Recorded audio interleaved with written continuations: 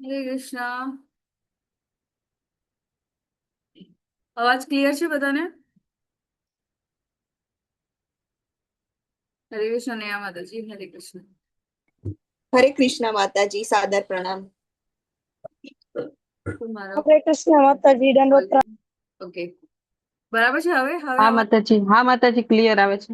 ખૂબ ખૂબ સ્વાગત છે તમારા બધાનું લેવલ 2 ના ક્લાસમાં. ઇસ્કોન મેંગલોર કુલાઈ તરફથી ચાલતા ભગવદ ગીતા લેવલ 2 અધ્યાય 12 અને વિભાગ બીજો લઈ રહ્યા છે આપણે આજે. મંગલાચરણ થી શરૂઆત કરીએ.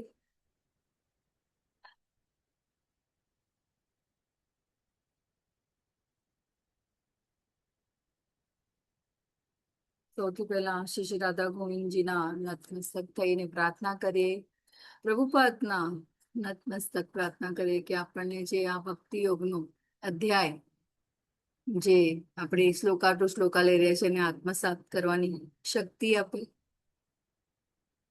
તો શરૂઆત કરીએ મંગલાચરણથી. ઓમ અજ્ઞાને તિમિરાંધસ્યાન જ્ઞાનાંજના શલાકા ચક્ષુરુન્મિલિतं येन तस्मै श्रीगुरवे श्रीचैतन्यमनोभीष्टं स्थापितं येन भूतले स्वयं रूपः कदा मह्यं ददाति स्वपदान्त वन्देऽहं श्रीगुरो श्रीयुतपदकमलं श्रीगुरून् वैष्णवांश्च श्रीरूपं साग्रजातां सहगण रघुनाथामृतं तं सच साद्वैतं सावधूतं परिजनसहितं कृष्णचैतन्यदेव श्रीराधा कृष्णपादान् सहगणा ललिता श्रीशाखावितांश्च हे कृष्णा करुणा सिन्धो दीनबन्धो जगत्पते गोपेश गोपिका कान्ता राधिकान्ता नमोऽस्तुते तप्त काञ्चन गौराङ्गी श्रीराधे वृन्दावनेश्वरी वृषभानो सुते देवी प्रणमामि हरिप्रिये। नमो विष्णुपादाय कृष्णप्रेक्षाय भूतले श्रीमते भक्तिवेदान्त स्वामिते नमस्ते सरस्वती देवे गौरवाणी प्रचारिणे निर्विशेष शून्यवादी पाशते वाञ्छाकल्पतरुभ्यश्च कृपा सिन्धुभ्य एव च पतितानां पावनेभ्यो वैष्णवेभ्यो नमः। अनन्तकोटि वैष्णववृन्द की जय। जय शिल प्रभुपाद की। जय हो श्री कृष्ण चैतन्य प्रभु नित्यानंद श्री अद्वैता गदाधर शिव सदि गौर भक्तवृंद। जय हो श्री कृष्ण चैतन्य प्रभु नित्यानंद श्री अद्वैता गदाधर शिव सदि गौर भक्तवृंद। जय हो श्री कृष्ण चैतन्य प्रभु नित्यानंद श्री अद्वैता गदाधर शिव सदि गौर भक्तवृंद। બધા શરણાગત ભાવે हरे कृष्णा कृष्णा कृष्णा हरे हरे हरे राम राम राम हरे हरे। हरे कृष्ण હરે સત્સંગ કૃષ્ણ ખૂબ માતાજી, આભાર દંડવત જણાવો. પ્રણામ. હરે હરે કૃષ્ણ. કૃષ્ણ માતાજી, સાદર પ્રણામ. પંચાંગ પ્રણામ. હરે બોલ. શરૂઆત કરીએ આપણે. એક મિનિટ. જે સ્લાઇડ થી આપણે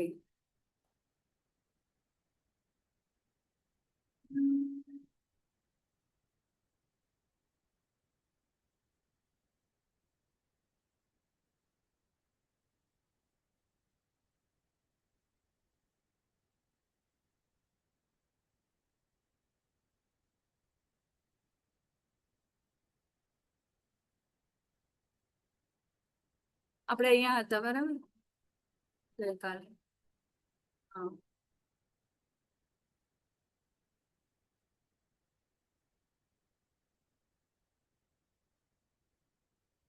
કૃષ્ણ કૃષ્ણ હરે રામ રામ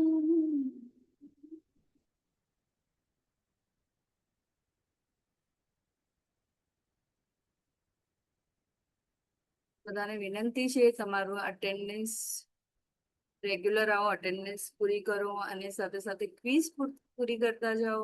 આપણે હવે 12મા અધ્યાય આજે આપણે બીજો વિભાગ લઈ રહ્યા છે.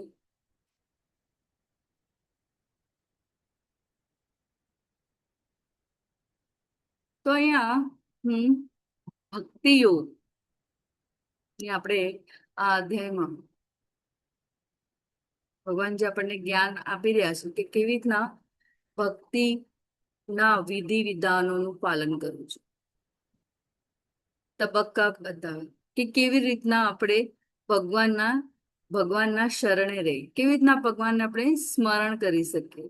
અને નીતિ નિયમો જે ભગવાને આપેલા એ વિધિ વિધાનો છે, જે પ્રથમ તબક્કાથી લઈને છેલ્લું તબક્કા સુધી આપણે કઈ રીતે આપણે કૃષ્ણ ભાવના યુક્ત કર્મ કરી શકીએ અને ભગવાનનું સ્મરણ કરી શકીએ. બેઝિકલી ભગવાન ચાહે છે કે આપણે પાછા ભગવત ધામ આવીએ, આ જન્મ મૃત્યુના ચક્રમાંથી શું છે છૂટી જઈએ. ભક્તિ કેવી રીતના કરવી, ચૈતન્ય મહાપ્રભુ સાક્ષાત રાધાના ભાવે કૃષ્ણને હંમેશા ભગવાનને એમ થતું કે મારામાં એવું શું છે કે બધી ગોપીઓ રાધા રાણી બધી શું એ મારા કરતા પણ વધારે એમને મારાથી પ્રેમ છે. શું છે ભક્તિ, જે આસ્વાદ, ભક્તને હંમેશા ભગવાનની સેવામાં રસ હે ને. તો જ્યારે પણ તમે ભગવાન માટે ભોગ બનાવો તો જરૂરથી રાધા રાણીને યાદ કરો, કારણ કે રાધા રાણી ભગવાનના માટે નિત નવા રોજ જ અલગ અલગ કહેવાય મિષ્ટાન ભોગ અનેકો જાતના ભોગ બનાવો, ક્યારે રિપીટ ના થાય. તમે જુઓ, આપણે પણ આપણું એક રૂટીન છે, દાળ ભાત શાક રોટલી, સાંજે આપણે કોઈ કઈક વેરાયટી બનાવે. પણ જ્યારે આપણે ભગવાન માટે ભોગ બનાવવાની શરૂઆત કરે તો નીત આપણને જે ના આવડતું હોય, સ્પેસિફિકલી જો આપણે કહેવાય ને કે તામસિક ભોજન થી લઈને આપણે સાત્વિક ભોજન વેરાયટી અને ટ્રાય કરવાનું કે હા આવું બનાવું તો ભગવાનને ગમશે. ને ધીસ ઇઝ વોટ આ સતત ભગવાન સાથે જોડાવાનું, ભગવાન માટે કર્મ કરવું. આપણે બધા જ જાણીએ છીએ કે જ્યારે ભગવાન માટે આપણે પ્રસાદ ધરાવીએ, ભોગ ધરાવીએ, તો 16 વર્ષના જે નવ યુવાનની જેટલું જોવે એટલું, માખણ મિશ્રી ભગવાને તો ખૂબ ભાવે, પણ એટલી જ ક્વોન્ટિટી જેવું આપણે પણ શું છે, આપણે પણ કેટલું આટલું લઈએ ના, તો ભગવાનની માટે પણ એ જ. અને બીજું શું કે એડેડ કે રોજ માખણ મિશ્રીની પણ વેરાયટી. અને ભગવાન કહે છે પત્રમ ફૂલમ ફલમ તોયમ, તો જેની જેટલી કેપેસિટી છે એ પ્રમાણે હે ને. હમણાં હવે સરસ અલગ અલગ પ્રકારના ફળ હોય, આપણે ચલો આપણા ઘરે આપણાથી એવું કોઈ all of a sudden change ના કરી શકાય, તો શું કરી શકીએ આપણે? ભગવાને દૂધ રોટલી સાથે કઈ પણ તમે ફ્રૂટ્સ એ બધું ધરાવ્યું છે જે સાત્વિક છે. અને પ્રયત્ન કરવા કે આપણે કોઈ એવી ભગવાનને ભોગ લગાવવા વગરની કોઈ પણ વસ્તુનું ગ્રહણ ન કરે. તો ધીરે ધીરે એ રીતે આપણે પ્રગતિ કરતા જશું. માળા વધારવાનો પ્રયત્ન કરો. કાલે તો જગન્નાથજીની યાત્રા છે, તો નવા હોય, આપણને કેટલો ઉત્સાહ હોય તો જવું. અને આપણે ભગવાનની એ કહેવાય ને કે એ ભગવાન મંદિરેથી બહાર આવે છે. એટલે અ જો જે ના જઈ શકે એના માટે ખાસ ભગવાન દર્શન આપવા માટે જઈને છે. તો જરૂરથી બધા એનો લાભ લેજો. બધાના પોતપોતાના અ, દરેક જણના સ્થળ અને સમય ને દિવસ નક્કી કરાયેલા હોય એ પ્રમાણે જગન્નાથજીની યાત્રા. આપણે તો ઇસ્કોન કુલાઈ મેંગલોરમાં કાલે છે પહેલી જગન્નાથ યાત્રા. ખૂબ સરસ બધા વૈષ્ણવ લાભ લઈ રહ્યા છે. બધા નવા ભક્તો પણ જે હમણાં હમણાં જોડાયા હોય એ પણ લાભ લઈ રહ્યા છે. તો આપણને પણ એવો મોકો મળશે, લાભ મળશે તો જરૂરથી વૈષ્ણવનો સંઘ સાથે ધામ યાત્રા કરવી જોઈએ. આવી યાત્રાઓ જે ઇસ્કોન મેંગલુરુ સાથે જે છે, હંમેશા ઇઝરેસ નમાનિશા દાસ પ્રભુજી કહેતા હોય છે કે આવો. તો એવી રીતના સેવા કરવાનો જો તમને સમય મળે, મોકો મળે તો જરૂરથી જજો. હું પણ સપ્ટેમ્બરના જઈ રહી છું, કારણ કે અમને અહીંયા ગણેશ ચતુર્થીની રજા મળે. તો એ પ્રમાણે પછી 2 મહિના છે, તો એ પ્રમાણે મેં પ્લાન કર્યું છે કે અમને રજા મળી રહી છે 5 દિવસની. તો એનો સંપૂર્ણ રીતે લાભ લઈશ જરૂર, કારણ કે હમણાં જવાયું નથી. પહેલી વાર એવું થયું છે કે મારાથી યાત્રામાં જવાયું નથી. કમિટમેન્ટ છે તો થોડા ઘણા પૂરા કરવાના પ્રયત્ન કરીએ છીએ અહીંયા. પણ કાલે ચર્ચા થતી હતી ને કે શારીરિક રીતે આપણે બધા અહીંયા પ્રેઝન્ટ છે, આપણા પોતપોતાના ઘરે, પણ માનસિક રીતે આપણે બધા ત્યાં છીએ કે હમણાં શું થતું હશે જગન્નાથજીની યાત્રાનું. આજે ક્લાસમાં પણ પ્રભુજી કહેતા હતા કે આજે અમે હવે કીર્તન કેવી રીતના કરશું, શું કરશું, ને ઘણું બધું ચર્ચા કરી રહ્યા હતા. તો ખૂબ સરસ લાભ. અને ગુરુ જ આપણને આવી રીતના એમની કૃપા, વૈષ્ણવની કૃપા, ખાસ કરીને સેવા કરવાથી જ આપણને કૃપા મળે. ભગવાન હંમેશા, હા, એમની સેવા કરતા વૈષ્ણવોની સેવા, એમના ભક્તોની સેવા કરે ને એમાં એમને ખૂબ આનંદ આવે.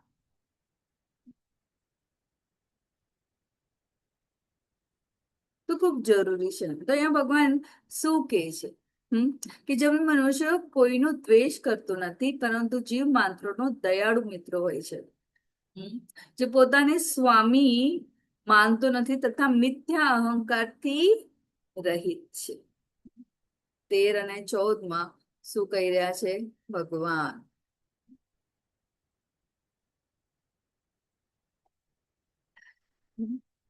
કે જે પોતાને સ્વામી માનતું નથી તથા મિથ્યા અહંકારથી રહિત છે. False ego. જે સુખ તથા દુઃખમાં સમાન રહે છે, જે સહિષ્ણુ છે, સદા સંતુષ્ટ રહે છે, આત્મસંયમી છે, તથા દ્રઢ નિશ્ચયપૂર્વક મારામાં મન તથા બુદ્ધિ સ્થિર કરી. હમણાં પણ પહેલા આગળના શ્લોકમાં આપણે ગઈકાલે ચર્ચા કરી ગયા કે મન તથા બુદ્ધિ સ્થિર કરી ભક્તિ પરાયણ રહે છે. આવો ભક્ત બને બહુ પ્રિય હોય છે. દરેક શ્લોકમાં, આ અધ્યાયમાં ભગવાન એક સ્ટેમ્પ, હે ને, શું કહી રહ્યા છે? This is what I feel. મારો આ પ્રિય ભક્ત છે.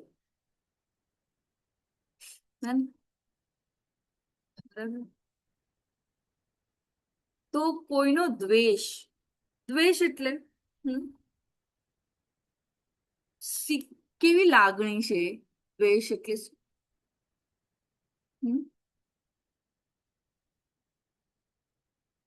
તમારા પોતાના શબ્દોમાં તમે દ્વેષનો અર્થ શું સમજો છો? દ્વેષ કરતું નથી. કોઈની જોડે હોય ના, પણ જોડે ના હોય એની સાથે કરીએ.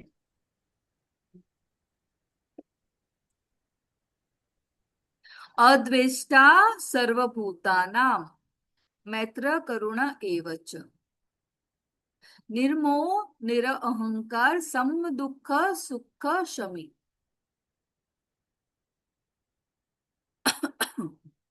સંતુષ્ટ સતતમ યોગી યતાત્મા દ્રઢ નિશ્ચય મય પરથી મનોબુદ્ધિઓ મત ભક્ત સમે પ્રિય. આપણે બધાએ જોયું ભગવાને વિધિ વિધાનો કીધા આપણને, અને હવે ભગવાન કહે છે કે મને સૌથી પ્રિય કોણ છે, કયો ભક્ત. તો હવે તમે જુઓ કે આ પ્રોસેસ છે, હા, હૃદયના ક્લેશોને દૂર કરવાની મહામંત્ર શરણ લે, બરાબર છે. તો અહીંયાથી આપણા હૃદયમાંથી શું હોવું જોઈએ? દ્વેષ સમૂળે આપણે સતત ભગવાનનું હરિનામ જપ કરીને એને પવિત્ર કરવાનું, જીવ માત્ર માટે દયાળુ મિત્ર. એટલે પોતાની ઇન્દ્રિયો તૃપ્તિ કરવા માટે કોઈ જીવનો આપણે જોઈએ છે ને, તો એ દયાળુ મિત્ર. અદ્વેષ્ટા સર્વ ભૂતાના. ભક્ત ક્યારે કોઈનો શત્રુ હોતો નથી, એને બધા માટે દયા ભાવ.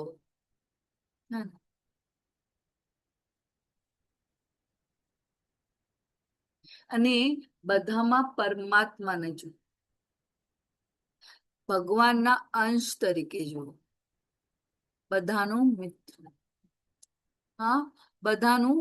હા, આપણે જુઓ ભૌતિક દ્રષ્ટિએ આજની તારીખમાં મા બાપ સિવાય અને જો પરિવારજનના નજીક સદસ્ય સિવાય કોઈ કોઈના માટે વિચારતું. સ્પેસિફિકલી ભૌતિક પ્લેટફોર્મમાં કોમ્પિટિશન એટલી બધી છે. તમે કોર્પોરેટ વર્લ્ડ જુઓ, તમે ક્યાં પણ જાઓ, તમે શાળા વિદ્યાર્થીઓ તમે જુઓ કોમ્પિટિશન છે, બિઝનેસ જુઓ કોમ્પિટિશન છે.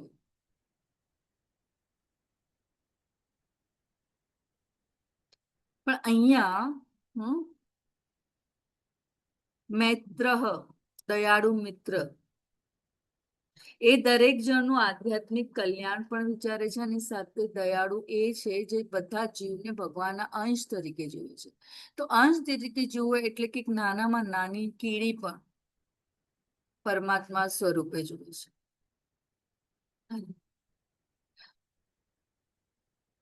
તો એ શું, અને કરુણા કેવી રીતના આવે એના, જે મેં મેળવ્યું છે બીજાને પણ મળે, બરાબર. કરુણા ભાવ, દયાળુ ભાવ. નિમર્મ આ મારું છે એવો ભાવ ન રાખ. બધું કૃષ્ણનું જ છે. જો કેવું સરસ આપણે એક સરળ એક્ઝામ્પલ દાખલો લઈએ તો આપણે કેવું વિચારે કે હું ભગવાન માટે શું ભોગ બનાવું. એક ગૃહિણી તરીકે, એક બિઝનેસમેન તરીકે, એક પિતા તરીકે, એક ભાઈ તરીકે, પુત્ર તરીકે, માતા, પુત્રી, જે તમારી પોતાની જે એક સોશિયલ જવાબદારીઓ છે, એ રીતે જ્યારે તમે કૃષ્ણને જોડી દો તો બધું સરળ અને સહજ છે. તો કોઈના માટે એક તો દ્વેષ ભાવના ના રહે, બધા સાથે આપણો એ કરુણા દયાળુ ભાવ પ્રગટ થાય. that we are actually, આપણે એકચ્યુઅલી એવા જ છીએ. એ ભાવના આપણને કેળવવાની છે. એ અરીસો જે છે ને, જેમાં ધૂળ લાગી જાય છે, ગઈ છે, બધા ક્લેશો જે છે મારું, એ જે ભાવનામાંથી આપણને મુક્ત, તો જ તો આ બધા ક્લેશો દૂર થાય, તો પરમાત્મા આપણા હૃદયમાં પ્રેરણા આપવા.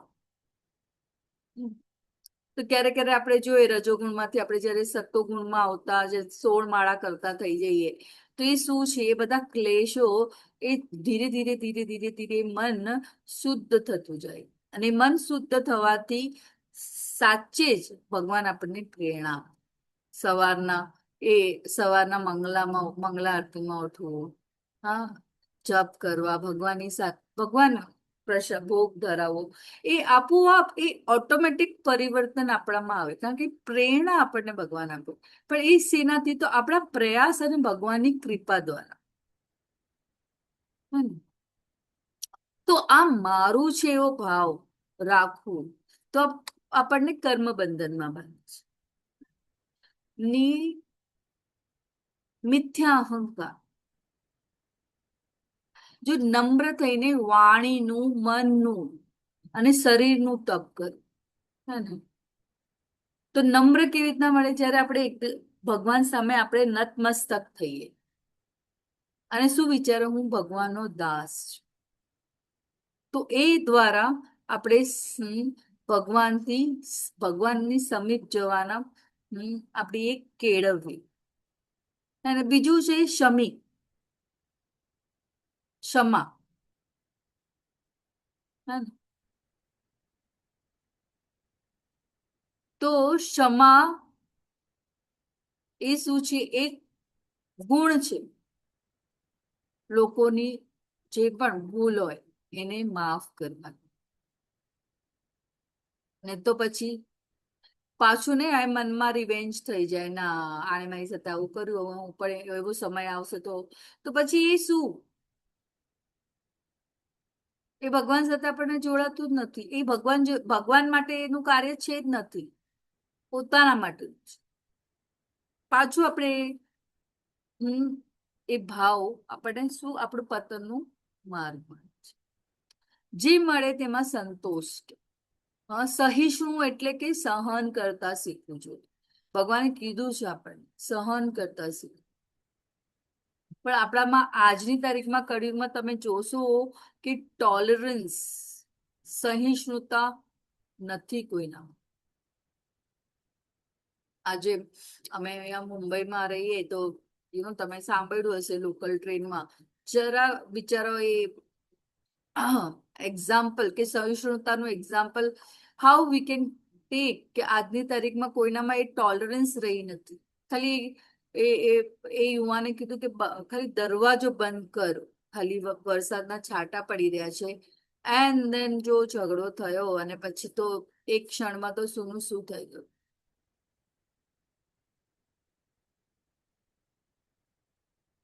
કોઈનો ગુસ્સો કોઈના પર, ફ્રસ્ટ્રેશન, એન્ઝાઇટી. તો શું કહે છે ભગવાન, શું કહેવા માંગે છે આજે?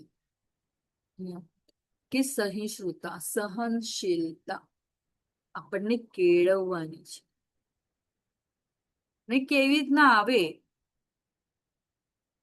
આ બધા ગુણો છે અને ભગવાન કહે છે કે ભક્તમાં તો આ કેળવવાના છે, પ્રયત્ન કરવાનો છે, સદા સંતુષ્ટ રહે. અને જે મળે એમાં ભગવાનની કૃપા, એ આ કેળવવું, ઇટ ઇઝ કહેવું અને કરવું, એક્શનમાં લેવું, ઇટ ઇઝ ડિફરન્સ છે. પણ એ આવે પ્રયત્ન કરવા માત્ર. આત્મસંયમી, ઇન્દ્રિયો પર નિયંત્રણ રાખનાર, હે ને? મારી ઇન્દ્રિયોને મારે ક્યાં યોગમાં લેવી, આ બે આંખોને મને મારે શું જોવું એ મારે નક્કી કરવું, બરાબર ને? આટલું જ્ઞાન મળ્યા પછી પણ હું મારી ઇન્દ્રિયો બીજી જગ્યા પર આકર્ષાય છે, મતલબ હજી પણ મને મારા હૃદયમાં ક્લેશો છે, જેને મારે શું કરવાના છે? શુદ્ધ કરવાના છે. ને આપણે જાણીએ છીએ લેવલ 1, લેવલ 2, 12મા અધ્યાય સુધી ભક્તિ યોગ સંપૂર્ણ એક વિભાગ પૂરો થવાનું આજે આપણે પૂરો કરશું, હે ને? તો એ દ્વારા આપણે જાણીએ છીએ કે આત્મસંયમ, દ્રઢ નિશ્ચયતા ખૂબ જરૂરી છે. નિશ્ચયપૂર્વક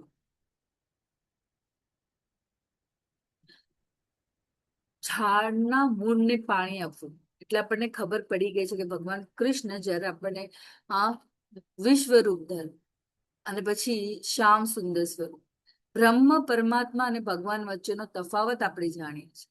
અને ભગવાન કોણ છે? પૂર્ણ પુરુષોત્તમ પરમેશ્વર, ષડ ઐશ્વર્યથી સંપૂર્ણ નિયંત્રક, આપણા મિત્ર અને શુભેચ્છક. પરમાત્મા તરીકે આપણે ક્યાં જવાની જરૂર છે? પરમાત્મા તરીકે ભગવાન આપણા હૃદયમાં જ રહે છે ને. હા, શું આપણે કરી રહ્યા છે, શું આપણે વિચારી રહ્યા છે, એના સિવાય કોઈ જાણે છે? મારી સમક્ષ કોઈ ઊભું છે પણ હું એની માટે શું વિચારું છું, મારા પરમાત્મા એને જાણે છે, મારા હૃદયમાં રહેલા. હે ને? એના માટે મારા માટે શું ભાવ છે, તો એ જ ખૂબ જરૂરી છે કે એ જ દ્રઢ નિશ્ચયતા સાથે આપણે ભક્તિમાં આપણું એક જીવનનું એક લક્ષ્ય, મન અને બુદ્ધિ ભગવાનને સમર્પિત. શું એક કોઈ પણ કાર્ય કરવાની પહેલા આપણે વિચારવું કે શું ભગવાન પ્રસન્ન થશે, હે ને? તો ભગવાન પ્રસન્ન થશે એમાં આપણે કોઈ કંઈક ખોટું બી કરી રહ્યા હોય ને તો પછી આપણા મનમાં આમ, ના, આ ખોટું છે, મારા ભગવાન કરે આ વસ્તુ પ્રસન્ન નહીં થાય, તો શું થઈ જાય? આ વિચારો શું થઈ જાય? શુદ્ધિકરણની પ્રક્રિયામાં આવી જાય. તો ભગવાન અહીંયા શું કહે છે? આવો ભક્ત મને બહુ પ્રિય છે.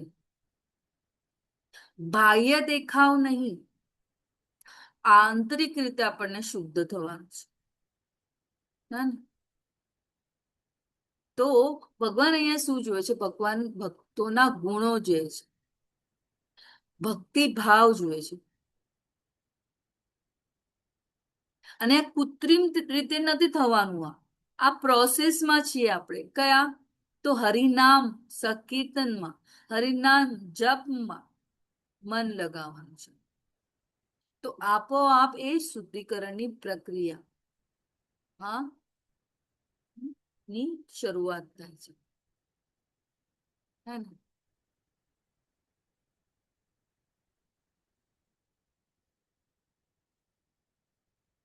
તો તમે કોઈ દાખલા આપી શકો આવો કોઈ પ્રિય ભક્ત ભગવાનનો કોણ હોઈ શકે? આટલા આપણે દ્રષ્ટાંતો જોયા, આટલા બધા આપણે, તો કોણ હોઈ શકે ભગવાનના પ્રિય ભક્ત? હા, નરસિંહ મહેતા માતાજી, નરસિંહ મહેતા, મીરાબાઈ, પ્રહલાદ મહારાજ માતાજી. પ્રહલાદ મહારાજ. ખૂબ સરસ. હા, પછી હા, પ્રહલાદ મહારાજ, એમના ધ્રુવ પિતાએ, હા, ધ્રુવ મહારાજ. અર્જુન, અર્જુન, અર્જુન પણ, હા, અને અર્જુન. બીજા કોણ એવા રાજશ્રી હતા જેમણે એક મુનિને, એક ઋષિને માફ કર્યા હતા?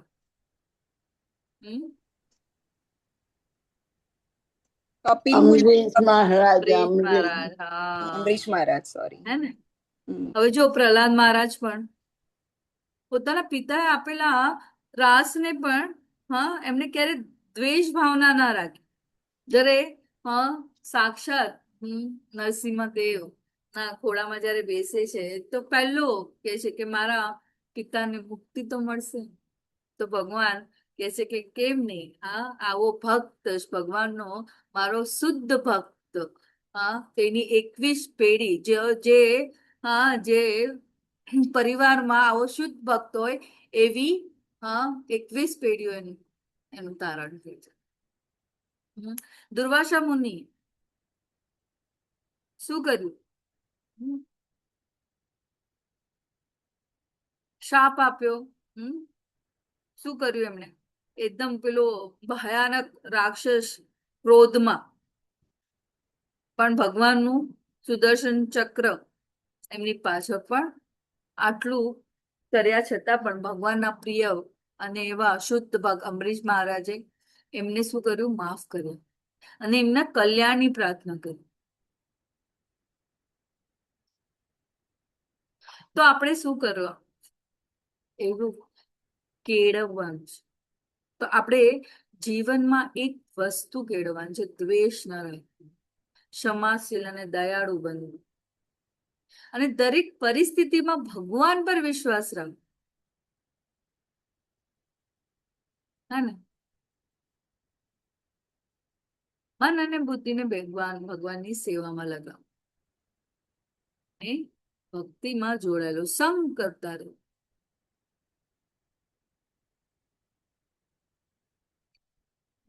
અહીંયા આપણે આ ચર્ચા કરી ચુક્યા છે, ને?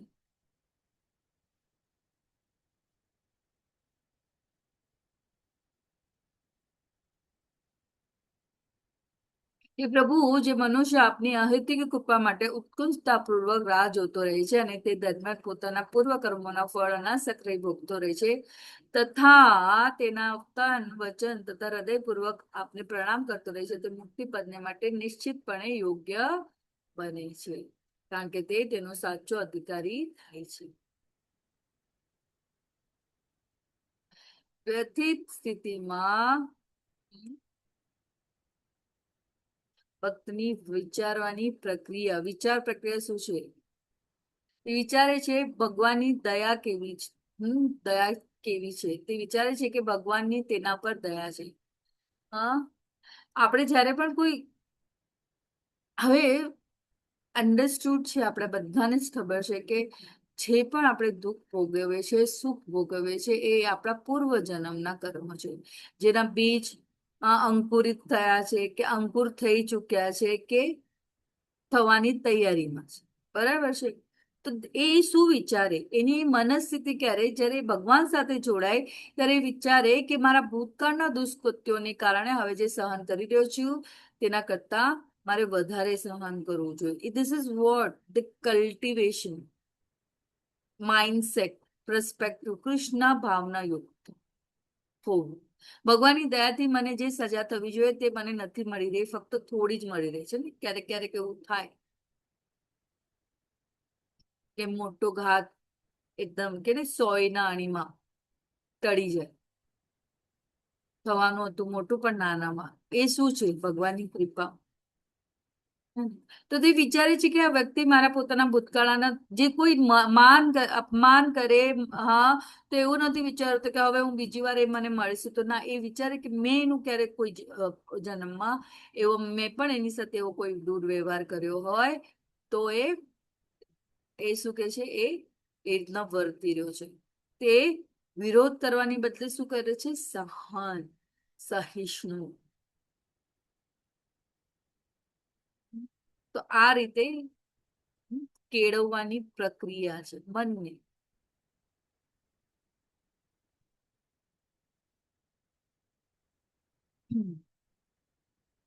તો ઘણી વ્યતીત આ વિચારોનું પરિણામ શું છે?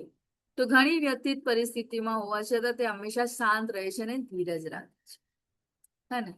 તે કોઈની ઈર્ષા નથી કરતો અથવા તેમના વર્તનથી પરેશાન નથી અથવા તેના દુશ્મન સાથે શત્રુતા નથી કરતો.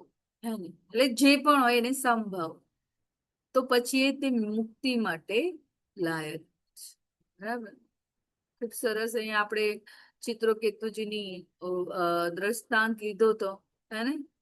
તો જે કોઈને કષ્ટ આપતો નથી અને જે અન્ય કોઈના કારણે અસ્વસ્થ થતો નથી, જે સુખ તથા દુઃખમાં, ભય તથા ચિંતામાં સંભાવયુક્ત રહે છે, એવો એ ભક્ત મને બહુ પ્રિય હોય છે. ગુપ્તાસુ, હે ને? એને માતા પાર્વતી જે શાપ આપી દીધો અને પછી જે એઝ ઇટ ઇઝ, ના પગ નહીં, જેને એને એવું લાગ્યું કે એમના મનમાં કોઈ એવો કઈ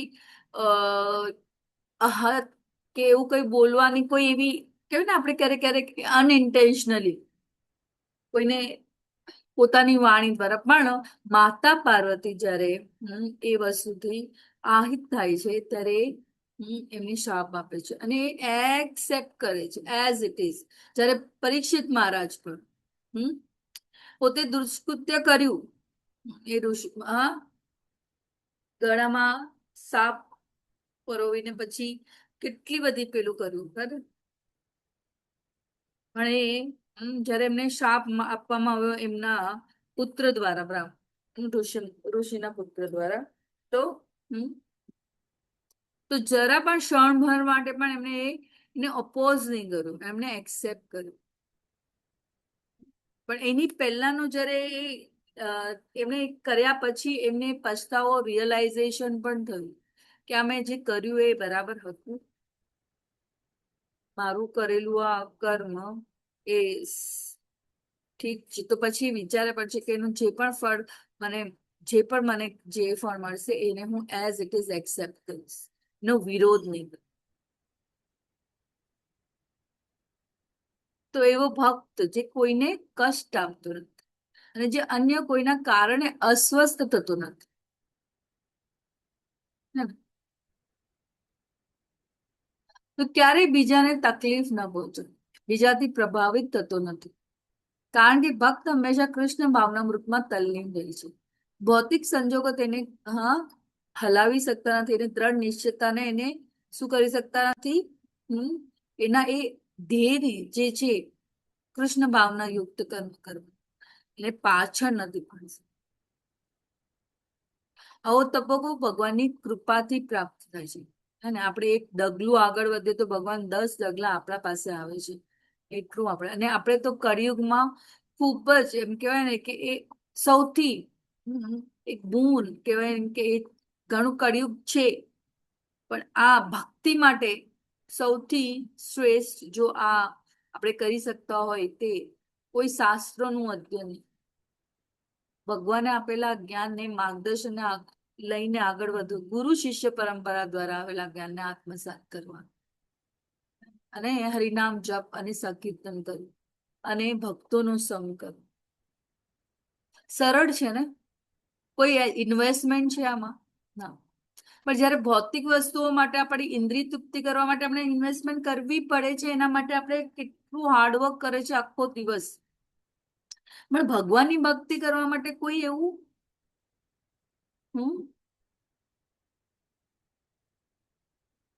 તો આ કેવી રીતના પ્રાપ્ત થાય? તો ભગવાનની કૃપાથી.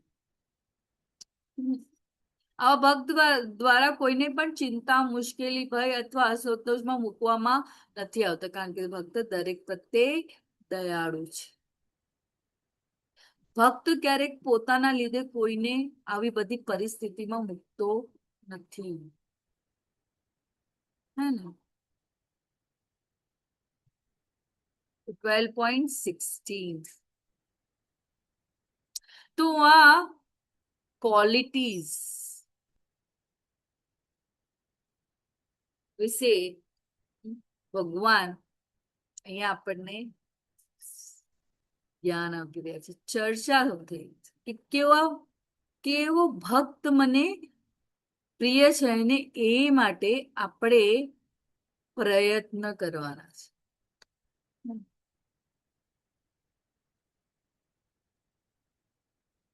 જે ભક્ત પ્રવૃત્તિઓના સામાન્ય ઘટનાક્રમ પર અવલંબિત રહેતો નથી, જે પવિત્ર, નિપુણ, ચિંતા રહિત તથા સમસ્ત દુઃખોથી મુક્ત અને કોઈ ફળ માટે પ્રયાસ કરતો નથી, તે મને અત્યંત પ્રિય છે.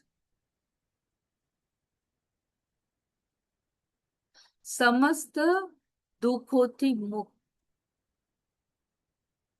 દુઃખ કયા કયા છે આપણને?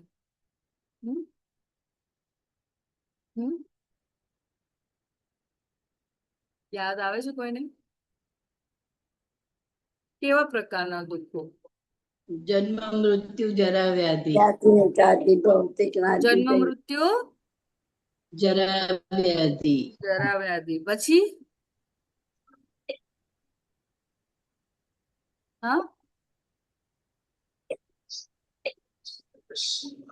કોઈને યાદ? આદિ ભૌતિક, આદિ ભૌતિક, આધ્યાત્મિક, આદિ દૈવિક. તો પોતાના શબ્દોમાં બોલો મને જરા. માતાજી શું પૂછ્યું તમે? મેં પૂછ્યું કે કયા પ્રકારના દુઃખોથી આપણે કયા દુઃખોની વાત કરી છે? સમસ્ત દુઃખો એટલે ભય અને દુઃખ કયા કયા છે? જન્મ, મૃત્યુ, જરા, વ્યાધિ.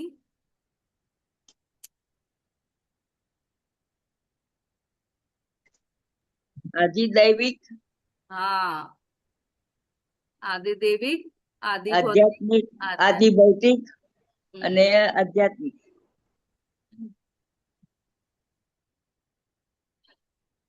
તો ભગવાન અહીંયા હવે બીજા 6 ગુણોનું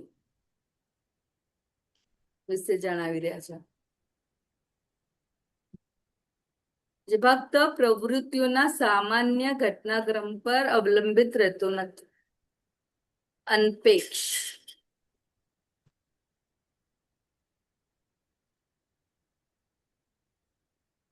ભૌતિક અપેક્ષાઓ. જે પણ વસ્તુ કરે છે ભગવાન માટે, ભગવાનની પ્રસન્નતા માટે, ભૌતિક લાભ માટે, ધન, પ્રતિષ્ઠા, પદ,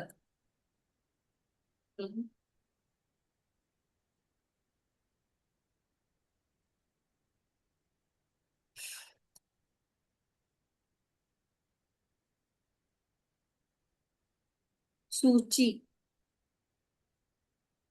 પવિત્ર એટલે આંતરિક અને બાહ્ય. હે ને, તમે આજે આપણે કહીએ સત્વગુણમાં રહેલો મનુષ્ય, એને બધું બાહ્ય રીતે પણ એકદમ એક શું કહેવાય સ્વચ્છતા, ડિસિપ્લિન હે ને જોઈએ. અને એના ઓપોઝિટ હોય તો તમોગુણીમાં તો એ ખૂબ જરૂરી છે શુદ્ધતા, સૂચિ. આંતરિક શુદ્ધતા એટલે પવિત્રતા, એટલે કે કોઈનામાં ઈર્ષા નહીં, દ્વેષ નહીં, લોભ નહીં, કપટ નહીં, એ બધાથી મુક્ત.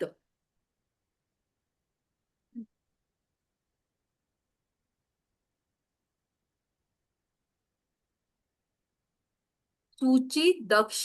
દક્ષ એટલે એકદમ કેવાય હોશિયાર, ચકોર. હા, ચપળ. ભક્ત ક્યારે પણ સેવા માટે હંમેશા તત્પર હોય, એટલે કે એ એનર્જેટિક છે, આળસુ નથી, નિપુણ. અહીંયા એકદમ કોન્શિયસ, શું કરે છે શું નથી કરતું એના માટેનું એ કોન્શિયસ છે, જાગૃત કહેવાય.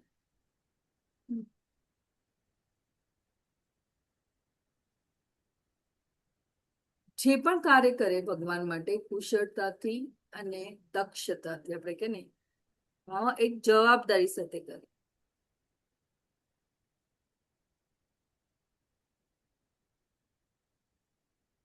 પછી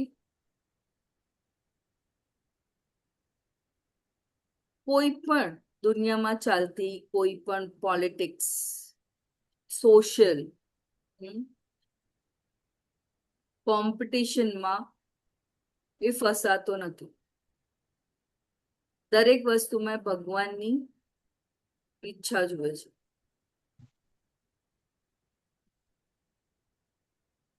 ચિંતા રહી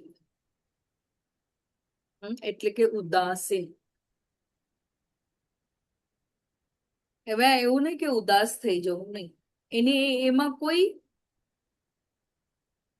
એવી કોઈ એને જેમાં એને ભગવાન જો જ્યારે પણ આપણે હવે તમે તમારામાં જે મને નથી ખબર કે નવા જે હરિભક્તો છે શું અનુભવ કરી રહ્યા છે હમણાં હાલમાં, કે આઈ નો કે લેવલ 1 માંથી લેવલ 2 માં આવ્યા પછી તમે શું સોશિયલ ગેધરિંગમાં તમને શું કોઈના બીજા વિશેની વાત કરવામાં મજા આવી રહી છે. That is a self assessment you can do for yourself. કે એવી કોઈ જો ને આપણે જોઈએ કે સોશિયલ ગેધરિંગ, ફેમિલી મેમ્બર્સ જ્યાં કૃષ્ણ કથા નથી, ત્યાં તમને શું એવી કોઈ મજા કે એવો કોઈ આનંદ આવે છે? કારણ કે એમાં સંગ નથી, ભગવાન વિશેની કોઈ વાત નથી. તો આઈ ડોન્ટ નો તમારામાંથી કેટલા જણે એને અનુભવ કરી શકે છે કે તમે જે પહેલા સોશિયલ ગેધરિંગ કરતા, કે તમે જો પહેલા તમારા મિત્રો સાથે જે વાતો કરતા, એમાં તમને કોઈ પરિવર્તન દેખાય છે? એ તમે અનુભવ કરી રહ્યો છો કે નહીં? આ બધી જ વસ્તુ જે પહેલા આપણે કરતા હતા સહજતાથી, હવે આ જ્ઞાન મળ્યા પછી જે આપણું જીવનનું જે લક્ષ્ય બદલાઈ ગયા પછી, કે એ જ્ઞાન આવ્યા પછી એને એક્શનમાં જો આપણે ધીરે ધીરે લઈ રહ્યા છે શ્રદ્ધા ભાવે, ઇટ્સ વેરી ઇમ્પોર્ટન્ટ કે આપણે કયા ભાવે એને લઈ રહ્યા છે. કે જ્ઞાનના સ્તર પર જાણવા માટે આપણે ભગવદ્ ગીતા શીખી રહ્યા છે કે આપણામાં પોતાનામાં આપણને એ પરિવર્તન જોવે છે અને સ્પિરિચ્યુઅલી આપણને ઉન્નત થવું છે એના માટે. તો એ અનુભવ થઈ રહ્યો છે. તો એ શું થઈ રહ્યો છે કે જ્યારે આપણે ઉદાસીન હોવું, એટલે કે આ બધી જે પેલા ન્યૂઝપેપર વાંચતા કે કેટલું પણ આખું એક મતલબ મેગેઝિન્સ એવી વાંચી નાખતા કે ન્યૂઝપેપર આવે નહીં ને સવારના ત્યાં સુધી તો એવું થતું કે અરે આજે શું થયું હશે, કે ન્યૂઝ ચેનલ જોવામાં મજા આવતી.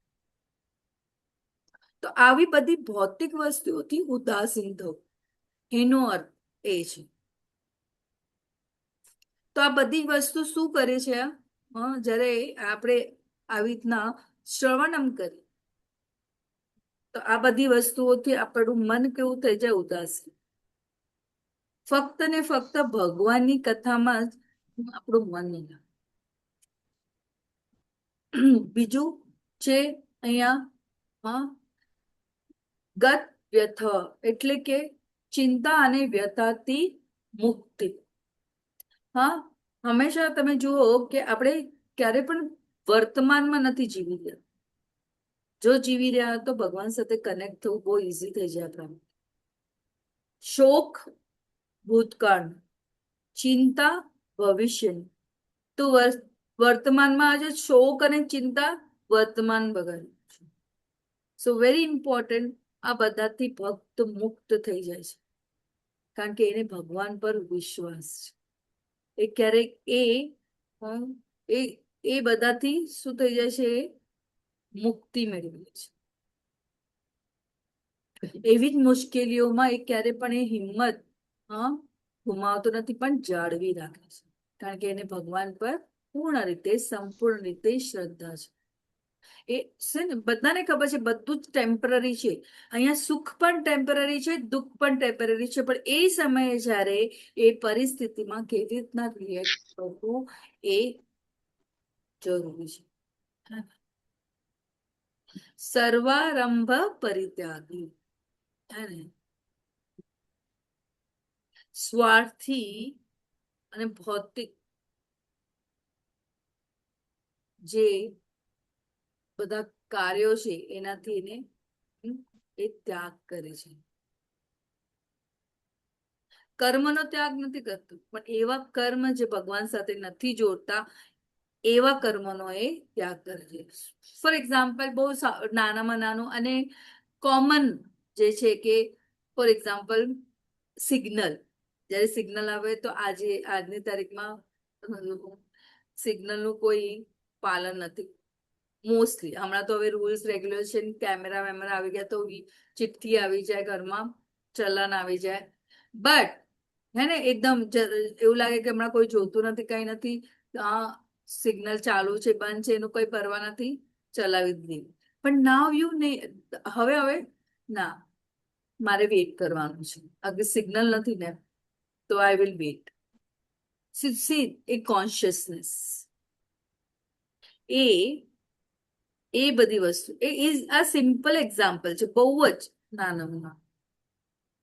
તો સ્વાર્થ માટે કોઈ કારણ, કારણ કે જયારે આપણે ભગવાનને આપણા કર્મ સાથે જોડી દે તો એ શુદ્ધ જ હોય ને, તો એ શુદ્ધતા આપોઆપ આવે છે. સમે પ્રિય, આવો ભક્ત મને પ્રિય છે. જે ભૌતિક અપેક્ષાથી જે શુદ્ધ જીવન જીવે છે, ભગવાનની સેવામાં એ કોઈ પણ કચાશ રાખતો નથી, એને એકદમ એક જવાબદારી ભર્યું ને કુશળતા પૂર્વક કર્મ કરવું. ભગવાન પર સંપૂર્ણ રીતે આશ્રિત છે, તો એમના પર વિશ્વાસ રાખે છે જે પણ થાય.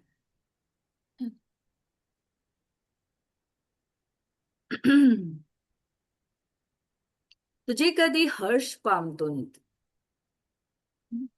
ખૂબ સરસ છે. આ બધા જ ભગવાનના દરેક શબ્દોને આત્મસાત કરવા જેવું છે અને દરેક શ્લોકાને આત્મસાત કરવા જેવું છે. જયારે પણ પ્રહલાદ મહારાજને ત્રાસ આપવામાં આવતો અને એમાંથી મુક્ત થઈ જતો તો ક્યારે અરે વાહ, ભગવાને મારા માટે આવું કરી લીધું, તેવું ના. કદી હર્ષ પામતો નથી કે કદી શોક કરતો નથી, પણ દુઃખી રહે છે ના, ભગવાન પર વિશ્વાસ રાખે છે. જે પશ્ચાતાપ કરતો નથી કે કશું ઈચ્છતો નથી, અને જે શુભ તથા અશુભ બંને વસ્તુઓનો પરિત્યાગ કરે છે. એટલે કે કર્મ જે કરે છે, એક્ઝામ્પલ વિદ્યાર્થી જ્યારે પણ એક્ઝામ પૂરા સંપૂર્ણ હાથ પણ જરૂરી છે કે એના માટે આપણે કર્મ કરવું. ભગવાન કહે છે ને અર્જુનને કે તું તારું કર્તવ્ય કર્મ કર, કર્તવ્ય કર્મ કર. આ જે આપણે ક્ષેત્રજ્ઞ, કાલે આપણે એના વિશે જાણીશું. તો આજે આપણે હું આ હાથ ઉઠાવું છું, હું જે માણીથી તમારી આપણે ભગવાનની સેવા કરી રહ્યા છે, કે જે કાનથી આપણે સાંભળી રહ્યા છે, શ્રવણન કરવાનું, એ પણ ભગવાનની કૃપા દ્વારા જ થઈ રહ્યું છે, પોસિબલ છે. બસ આપણે ફક્ત એ ઈચ્છા જે ભગવાને આપણને ફ્રી વિલ આપી છે એના થકી, એ ભગવાનની કૃપા થકી જે આપણે ફ્રી ઈચ્છા કરીને કે મને લેવલ 1 લેવલ 2 કરવાનું છે, એટલે એ ફ્રી વિલના કારણે ભગવાને આપણા પર કૃપા કરી. જે મેં ઈચ્છા વ્યક્ત કરી કે મને ભગવાન વિશે સાંભળવું છે, એટલે ભગવાને કૃપા કરી. ઓકે,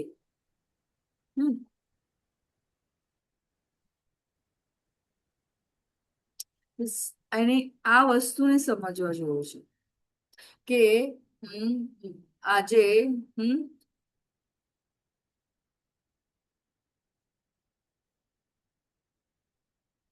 આપણે બધા અહીંયા જે સાંભળી રહ્યા છે, શ્રવણમ કરી રહ્યા છે, કોના થકી? આપણા ભગવાન કૃપાના કારણે આપણે આને સાંભળવા માટે સક્ષમ છે. ભગવાન કહે છે પૂર્ણ શ્રદ્ધા સાથે, શરણાગત ભાવે જો તમે આને આત્મસાત કરવાનો પ્રયત્ન કરશો તો એ આપણા માટે સરળ અને સહજ થઈ જશે. ભગવાન એમના પ્રિય ભક્તોના ગુણોનું વર્ણન કરી રહ્યા છે.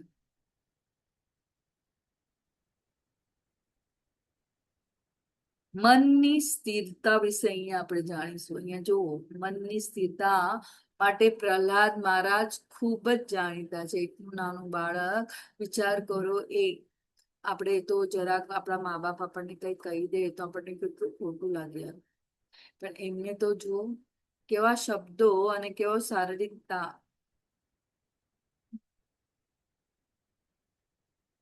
તો એ શું સૂચવે છે? મનની સ્થિરતા.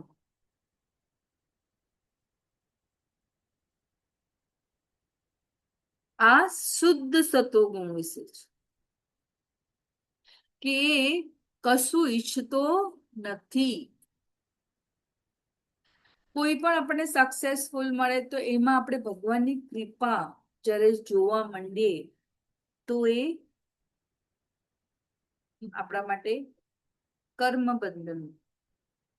પણ જો કે આ ભૌતિક ઈચ્છાઓ એ મારા લીધે થયું, મેં આમ કર્યું, એટલે આજની તારીખમાં આપણે કોઈ અનાજનું બી પણ પોતાની રીતે ઉગવી નથી શકતા. It is very important.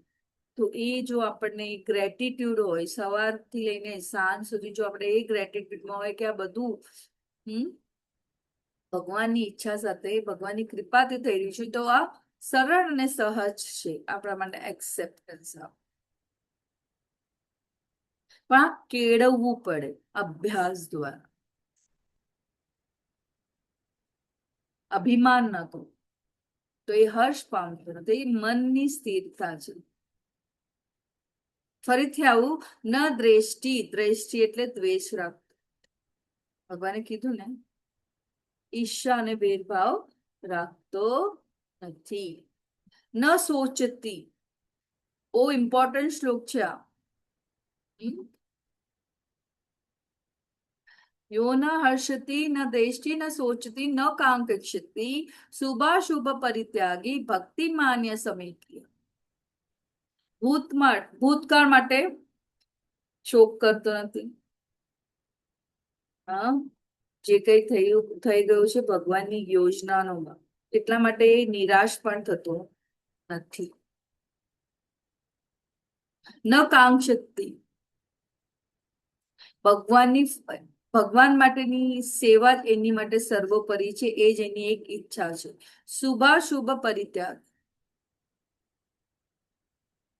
તો જે નેગેટિવ રિઝલ્ટ આવે, પોઝિટિવ રિઝલ્ટ આવે, he is happy because he feels that this is બધું ભગવાન માટે. ક્યારેક ક્યારેક આપણને થાય કે આપણે જયારે વિદ્યાર્થી જીવનમાં હતા તો આપણે કેટલી મહેનત કરતા તો એ મહિનાથી ચાલુ કરે ભણવાનું, પણ જયારે રિઝલ્ટ આવે ત્યારે એમ લાગે અરે મેં આટલી મહેનત કરી, મારું પેપર પણ સારું કર્યું તો પણ મને આટલા માર્ક. અને સારે સામે બીજા પક્ષે આપણે આપણા મિત્રને જોઈએ કે જે રોજ વાંચે પણ નહીં, અહીંયા ત્યાં રખડી આવે અને પછી એક દિવસ પહેલા એક્ઝામ વાંચે અને પછી એક્ઝામ આપે તો એનું આપણા કરતા પણ સારું રિઝલ્ટ. એવો અનુભવ થયો છે ને બધાને, કે નથી થયો? હા, થયા છે ને એવા અનુભવ, આપણને થયા જ છે 100%. ને પછી આપણે લોકો હા તો મને આપણે તો બધું કહી દે, હું તો બધું જ કહી દેતી કે મેં આ વાંચ્યું તે વાંચ્યું, તો આ તો કશું બોલતી જ નથી, પણ સાચે જ એને વાંચ્યું ના, પણ આપણને વિશ્વાસ ના હોય. સો વેરી ઇમ્પોર્ટન્ટ અહીંયા કહેવાનું તાત્પર્ય એ છે કે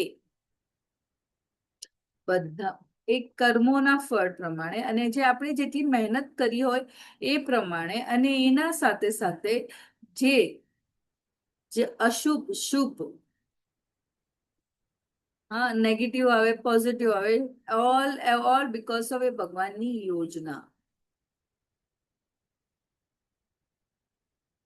તો શુભ અને અશુભ બંને કર્મ બંધનનું કારણ બની શકે. જો હું શુભ થાવ તો એકદમ ખુશ થાવ, અરે મારા લીધે. અશુભ થાય તો આ તો આના લીધે થયું, આના લીધે આમ. નેગેટિવ આવ્યું તો આવું થયું હતું એટલા માટે આવું. એટલે એ પાછું એ આપણને શું કરે છે, આ વિચાર માત્ર જ આપણને છે ને કર્મ બંધનમાં બાંધે. પણ જયારે એને જ બે વસ્તુને આપણે ભગવાનના જ અર્પણ કરી દે તો એ નલિફાય થઈ જાય. એક કર્મ બંધનનું કારણ બનતું નથી. ફક્ત ને ફક્ત શું છે, એ ભગવાનની સેવા, એ બંને ફળ આસક્તિ છોડીને માત્ર ભગવાનની સેવા. ભક્તિમાં શુદ્ધ ભક્તિ ખૂબ જરૂરી છે. શુદ્ધ આપણે હજી પ્રોસેસમાં છે, બરાબર છે. તો એ રીતે આપણા ગુણો પણ વિકસે છે જ્યારે આપણે આ બધાથી અશુભ તથા અશુભ બંને વસ્તુનો પરિત્યાગ કરવો. એટલે પરિત્યાગ એટલે કે છોડવું નહીં, આસક્તિ છોડવાની વાત થઈ છે. ભગવાન કે છે આવો ભક્ત મને અત્યંત પ્રિય છે, સમે પ્રિય. તો ભૌતિક લાગણીઓથી પ્રભાવિત નથી થતો. ભૌતિક લાભ અથવા નુકસાન થયા પર આનંદ કે શોક નથી કરતો, ન તો વિલાપ કરે છે.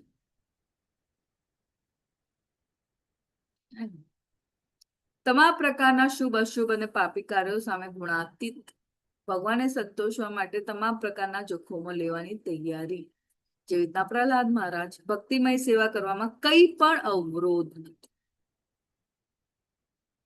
ભક્તિમાન ભક્ત સૌથી આવશ્યક ગુણવત્તા કે જેમાંથી અન્ય તમામ ગુણો ઉત્પન્ન થાય છે. ભગવાન ભક્તિમાન એટલે શુદ્ધ ભક્તિથી યુક્ત.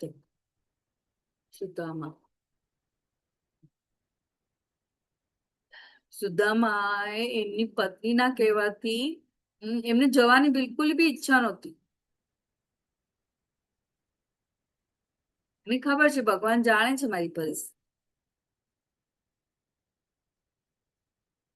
પણ એક જાય છે, પોહા છુપાવી રાખે છે કે આટલું મારા જેવા આવા ગરીબ બ્રાહ્મણના આ પોહાની શું. પણ ભગવાન ભાવના ભૂખ્યા. ભગવાન કે છે લાવો શું લાવ્યો છું મારા માટે. ને એક એક જે અન્ન જેમ જેમ લેતા જાય છે તેમ તેમ એમનું ત્યાં ભગવાનની કૃપા વરસતી જાય છે. તો એને એવી કોઈ લાલસા નહોતી એમ, ને એવી કોઈ ચર્ચા પણ નથી કે અરે હું આના માટે આવ્યો છું. ભગવાન સુદામા પોતે જાણતા હતા ભગવાન પોતે પૂર્ણ પુરુષોત્તમ પરમેશ્વર છે, કહેવાની કોઈ જરૂરત જ નથી. પણ એક લાલસા પણ, મને ભગવાનના દર્શન થશે, આવાને હું ભગવાનના દર્શન કરીશ.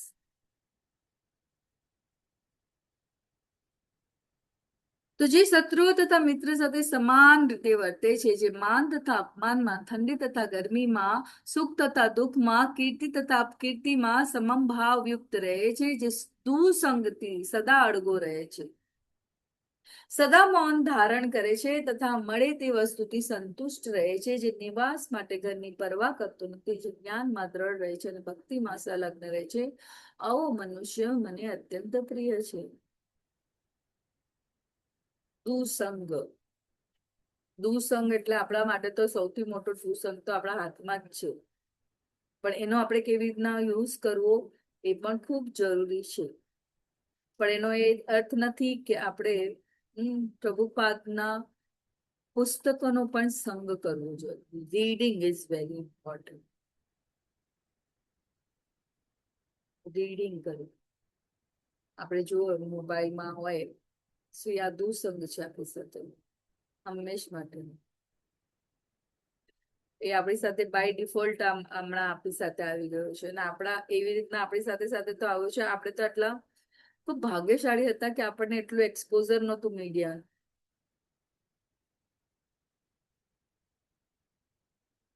પણ આપણી આવતી પેઢી ને હમણાંની પેઢી માટે ખૂબ કહેવાય ને કે બહુ ડિફિકલ્ટ છે. પણ ઉપયોગ કેવી રીતના કરવા એના ઉપર બધું નિર્ભર કરે છે.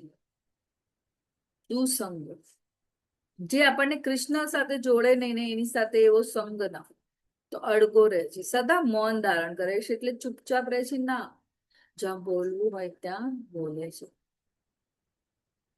કોના સંગ સાથે? તો ભક્તોના સંગ સાથે. ને ક્યાં કોઈ એવી વાત થતી હોય ત્યાં એ મૌન તથા મળે તે વસ્તુથી સંતુષ્ટ, જે નિવાસ માટે ઘરની પરવા કરતો, જેવું મળે તેવું. અને આપણે તો જો ઘરમાં પ્રસંગ હોય, કોઈના ઘરે ગયા હોય તો મને આમ નહીં આપ્યું, મને આવું નહીં કર્યું, મને તેવું નહીં કર્યું, આજુ આને બોલાવ્યું, મને આ ન બોલાવ્યું, આવી હતી માં આને બોલાવ્યું, આવા કપડા પહેરવાનું. This is what those things are nullified when you are just devotee of Krishna. Then you are happy inside. તમે જો આંતરિક રીતે જો ખુશ હો, ભગવાનની સેવામાં તત્પર હો, તો જે પણ કંઈક થતું હોય એ ફક્ત ને ફક્ત એક રિચ્યુઅલ્સ થઈ જાય. સો વેરી ઇમ્પોર્ટન્ટ, જે જ્ઞાનમાં દ્રઢ રહે છે અને ભક્તિમાં સંલગ્ન રહે છે, આવો મનુષ્ય ભગવાન કહે છે મને અત્યંત પ્રિય છે. તમે જોઈ શકો છો અહીંયા અમરીશ મહારાજ પૂર્ણ રીતે, સંપૂર્ણ રીતે શરીર, મન અને વાણીથી ભગવાનને સમર્પિત. તો ભૌતિક લાગણીઓથી વિરક્ત, સમશત્રુઓ છે મિત્ર છે, મિત્રો અને દુશ્મનો માટે સમાન. માન અપમાન દ્વૈતમાં સચ્ચ, સંગા વિજતે હંમેશા દૂષિત સંગથી મુક્તિ, અનિકેત કોઈ રહેટાની પરવાન, મૌની એટલે કે ફક્ત આવશ્યક વસ્તુની વાત કરવી, સૌથી આવશ્યક વાર્તાલાપ સર્વોચ્ચ ભગવાનની વાત. સંતુષ્ટ યેન કેન ચિત્ત, સંતુષ્ટ બધી પરિસ્થિતિમાં ખુશ, ક્યારેક સ્વાદિષ્ટ ખોરાક મેળવે અને ક્યારેક નહીં. ક્યારેક ક્યારેક જમવામાં મીઠું વધારે પડી જાય ત્યારે. સો વેરી ઇમ્પોર્ટન્ટ આ વસ્તુ, ક્યારેક સ્વાદિષ્ટ મેળવે ને ક્યારેક નહીં. તો રોજનું we are not in that judgmental કે નથી આવડતું, આવડે છે ક્યારેક થઈ જાય. એક્સેપ્ટન્સ, સંતુષ્ટ, એના કેના ચિત્ત, સ્થિરમતી નિશ્ચય અને જ્ઞાનમાં સ્થિર, ભક્તિમાન હંમેશા ભક્તિ સેવામાં રોકાય. તો કૃષ્ણ ભાવના યુક્ત કોન્શિયસનેસ, કઈ ચેતના, તો એ જે ભક્ત તરીકે ઓળખવા માંગે તેને બધી સારી લાયકાતો વિકસાવે છે. વ્યક્તિ આ લાયકાતો પ્રાપ્ત કરવાનો બાહ્ય પ્રયાસ નથી કરતો, આપોઆપ થાય છે. જુઓ, આમાં આપણને કોઈ જગા પર મેડિટેશન કરવા નથી કહેવામાં આવતું કે મેડિટેશન કરો, આપોઆપ તમારું મન હેને એકદમ દ્રઢ થઈ જશે. ના, બધી ઇન્દ્રિયોને ભગવાનની સેવામાં લગાવવામાં આવે છે. જપ દ્વારા, ભગવાનને ભોગ લગાવવા દ્વારા, તમે જે કર્મ કરો છો, જે પણ કરો છો, અભ્યાસી હો, બિઝનેસમેન હો, જે પણ કરો છો, જ્યાં રહીને ગૃહસ્થ છો, જે રીતે, એ રીતે ભગવાનની સેવા. તો તમે જે પણ એક્ટિવિટી કરો, ભગવાનની સેવા માટે કરો. તો કારણ કે કૃષ્ણ ચેતના અને ભક્તિ સેવામાં જોડાણ આપોઆપ વ્યક્તિને તેનો વિકાસ કરવામાં મદદ કરે છે, પ્રોસેસમાં આવી છે આપોઆપ. આ ગુણોથી ભક્તિથી સ્વતંત્ર તેઓ આપોઆપ કૃષ્ણને શરણાગતિ સ્વીકારવાની પરિણામ છે. તો સ્વ પ્રત્યેનું વલણ, અન્ય જીવાત્મા સાથેનો વ્યવહાર, આ બધા જ વસ્તુઓ અને સ્થળ જગ્યા સાથે પ્રતિક્રિયા અને ભગવાન સાથેનો વ્યવહાર શું હોય તો પોતાને સ્વ પ્રત્યેનું વલણ કેવું હોય છે? એ પોતાને સ્વામી માનતો નથી, મિથ્યા અહંકાર રહિત છે, સમભાવ રહે છે, સહિષ્ણુ છે, આત્મસંતુષ્ટ હોય છે, આત્મસંયમી હોય છે, પવિત્ર, નિપુણ, ચિંતા રહી, સમર્થ સુખોથી મુક્ત, ફળ માટે પ્રયાસ કરતો નથી, હર્ષ પામતો નથી, કદી શોક કરતો નથી, પશ્ચાતાપ કરતો નથી, કશું ઈચ્છતો નથી, શુભ તથા અશુભ બંને વસ્તુનો પરિત્યાગ કરે છે, દુઃસંગથી સદા અડગો રહે છે, સદા મૌન ધારણ કરે છે. હે ને? તો આ સંભાવ ભગવાને શું 3 વાર એનો ઉપયોગ કર્યો છે, એટલે આ અહીંયા ટોટલ 20 લેખા છે, તો 18 + 2 એટલે કે ટોટલ ક્વોલિટી. સ્વ પ્રત્યેનું વલણ, અન્ય જીવાત્મા સાથેનું વલણ કેવું? તો દ્વેષ કરતો નથી, દયાળુ મિત્ર છે, કષ્ટ આપતો નથી, અન્ય કોઈના કારણે અસ્વસ્થ થતો નથી, શત્રુઓ પાસા તથા મિત્ર સાથે સમાન રીતે વર્તે છે. વસ્તુઓ અને સ્થળ જગ્યા સાથેનું પ્રતિક્રિયા, જે મળે એમાં સંતુષ્ટ, નિવાસ માટે ઘરની પરવા કરતો નથી, જે છે એમાં ખુશ, પ્રવૃત્તિઓના સામાન્ય ઘટનાક્રમ પર અવલંબિત રહેતો નથી. ભગવાન સાથેનો વ્યવહાર તો કેવું? તો દ્રઢ નિશ્ચયપૂર્વક મન તથા બુદ્ધિ સ્થિર કરી ભક્તિમાં પરાયણ રહે છે, જ્ઞાનમાં દ્રઢ રહે છે. જ્ઞાન એટલે શું? મારો જીવનનું ધ્યેય શું છે? જીવન. બુદ્ધિમાન ભગવાને એને કીધા છે, મહાત્મા ભગવાને એને કીધા છે, જ્ઞાની એને કીધા છે કે જે ભગવાનની સેવા, પોતાના જીવનનું જે લક્ષ્ય જાણતું, મનુષ્ય દેહનું જે લક્ષ્ય જાણે છે, મને જ પોતાનું સર્વોપરી દેહ માની શ્રદ્ધાપૂર્વક પૂર્ણ રીતે મારામાં પરાયણ રહે છે. ટોટલ તમે જોઈ શકો છો. તો સ્વ પ્રત્યેનું વલણ, બીજા જીવાત્માઓ સાથેનું આપણું વ્યવહાર, વસ્તુ અને જગ્યા પ્રમાણેનું આપણી પ્રતિક્રિયા, જે મળે તે. હવે જો આપણે હિઝ ગ્રેસ નમાનીશા દાસ પ્રભુજી આપણને શું કે જે યાત્રા એટલે એડજસ્ટમેન્ટ. શું જો તમે જયારે આપણે ફરવા જઈએ તો આપણે વિચારે કે બેસ્ટમાં બેસ્ટ હોટલ, બેસ્ટમાં બેસ્ટ ખાવાનું, બેસ્ટમાં જગ્યા ફરીશ. જ્યારે પણ આપણે ભગવાનની જયારે યાત્રા કરવા જઈએ તો ચેલેન્જીસ આવે ને. એવું નથી કે આપણે ભૌતિક જગ્યા પર જઈએ, ક્યાં કોઈ જગ્યા પર તો તમને ખબર નથી કે આદિ દૈવિક કેલેમિટી પણ આવી શકે, હે ને? તો this is vote very important, કે આપણે એને કેળવવાનું છે કે બધી જ વસ્તુ આપણને જોવે એ પ્રમાણે એ mentality we need to cultivate. ભગવાન સાથેનો આપણો વ્યવહાર કેવો હોવો જોઈએ? દ્રઢ નિશ્ચયતા વાળો, નીતિ નિયમો વાળો. જો નિયમોનું પાલન કરશું તો દ્રઢ નિશ્ચયતા સાથે, તો આપોઆપ આ બધા જે આ પાસાઓ જે ભગવાન કહે છે કે મને આવો ભક્ત પ્રિય છે, ને આવી ક્વોલિટીઝ આપણે કરવા માટે સક્ષમ થઈશું. તો ગુણો જે કૃષ્ણને પ્રિય છે, તટસ્થ લક્ષણ, સ્વરૂપ લક્ષણ આવશ્યક, સ્વ પ્રત્યેનું વલણ તો શું છે? નિર્માણ અહંકારથી, ખોટા અહંકારથી, સ્પેશિયલ ફોલ્સ ઈગો, હું શરીર નથી. તો બધાથી શું થઈ જાય છે? એ બિન ઈર્ષાળુ, દરેક માટે દયાળુ, તેના દુશ્મન માટે હા, ઉદાસીન પરવા કર્યા વગર દૂષિત સંગતિથી હંમેશા મુક્ત અને મૌન. હે ને? હવે જો સંતુષ્ટ, સહિષ્ણુ, દક્ષ, સ્વનિયંત્રિત, સુખ અને દુઃખમાં સચ, અનપેક્ષ, તટસ્થ, આ બધી જ ચર્ચાઓ આપણે કરી ચૂક્યા છે. જ્યારે તેની સાથે વસ્તુ થાય છે ત્યારે એની પ્રતિક્રિયા, રિએક્શન, જો આપણે રિએક્શન કરીએ તો કર્મ બંધન છે. પણ આ બધી જો લાયકાત આપણે કેળવી લીધી, આવા ગુણો આપણે કેળવી લીધા, તો શું થાય છે? આપણે કર્મ બંધનમાં બંધાતા નથી. તો આપણે શાના માટે? તો આપણે એ ભગવાન સાથેનું આપણું જે વ્યવહાર છે એ શું થઈ જાય છે? મન અને બુદ્ધિ સર્વોચ્ચ ભગવાન પર નિર્ભર છે. ભક્તિમય સેવામાં રોકાયેલા રહેવાથી આપણું સ્થિર થઈ જાય છે મન ને બુદ્ધિ.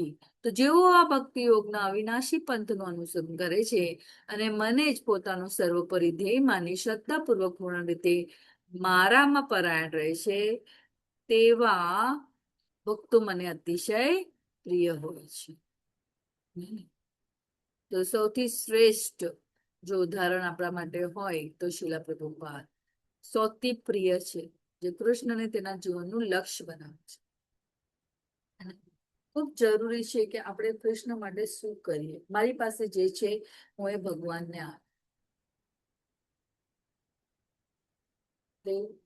ખૂબ જરૂરી છે આપણા પરિવાર ને આપણા પરિવારમાં રહેલા સદસ્ય ને આની સાથે જોડવું. પણ જરૂરી નથી કે જે વસ્તુ સમય સાથે, દ્રઢ નિશ્ચયતા સાથે ધીરે ધીરે ધીરે ધીરે થાય. ઇટ ઇઝ નોટ નેસેસરી એક દિવસમાં. આપણે પણ પ્રયત્ન કરી રહ્યા છે, પણ આપણા આચરણ દ્વારા આપણે સામેવાળાને પ્રભાવિત કરવાનું છે. અને શીલા પ્રભુપાદ કહેવાય ને કે નિસ્વાર્થ બને. એમણે આ જગતમાં તમે જુઓ, આપણે જાણીએ છીએ બધા કે ફોરેનર્સ ને જગન્નાથની મંદિરમાં જવાની એમને જવા દેવામાં નથી આવતા એ લોકોને, because foreigners, right? Foreigners, so they are not allowed. But ભગવાન જગન્નાથ જો હિઝ હોલીનેસ જય પતાકા સ્વામીજીનો લેક્ચર હતો કે is coming because we are not able to go, તો is coming out of this place, ટેમ્પલમાંથી બહાર આવીને એ આપણને દર્શન કરવાનું. તો એ નો લાભ આપણે લેવાનો. અને શીલા પ્રભુપાદ આપણે બધા જ જાણે છે કાલે જગન્નાથજીની રથયાત્રા આખા વિશ્વમાં ખૂણે ખૂણે ભગવાન નામનું પ્રચાર પ્રસાર એમણે કર્યું. તો ભક્તિ આપણા જીવનનું શું હોવું જોઈએ? સર્વોચ્ચ લક્ષ્ય કૃષ્ણ.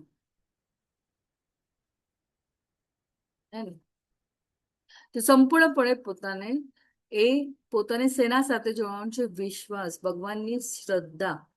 કોઈ પણ એક કચાશ પણ, એક આપણને એવું લાગે કે ના આ કરી લેવાથી મને આ થયું, આ કર્યાથી આ થયું, ના.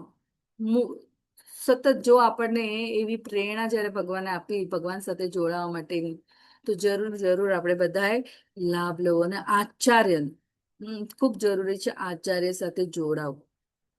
ગુરુ શિષ્ય પરંપરા દ્વારા જે આપણને જ્ઞાન અર્જિત થયું છે એના માટે આપણે ગ્રેટિટ્યુડ હોવું એ પણ ખૂબ જરૂરી છે. તો આપણે ભાવ ભગવાન સાથે કેળવી શકશું.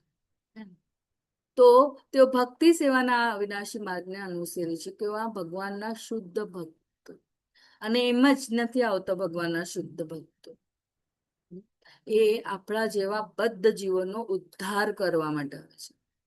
તમે વિચાર કરો, ભગવાન જગન્નાથ બધા જેટલા પણ, જો કાલે જેટલા પણ જોડાશે ભગવાનની રથયાત્રામાં, પ્રયત્ન કરશે એમનો પણ ઉદ્ધાર થાય. ભગવાનની એવી તમે જો એવી ભગવાનનું એ સ્વરૂપ, એ ભાવ વિભોર, એમના જે કરુણામય એ જે એમની આંખો છે, એના દર્શન માત્રથી જ આપણું હૃદય છે ને પરિવર્તન થવાનું. તો એ ભાવ જોડશે. એ ભાવ આપણને એ જોવાનું અને એને સમજવાનું આચાર્યો જ આપણને એ સમજાવી શકે કે એ કયા ભાવથી આપણે ભગવાનના દર્શન કરવા જોઈએ.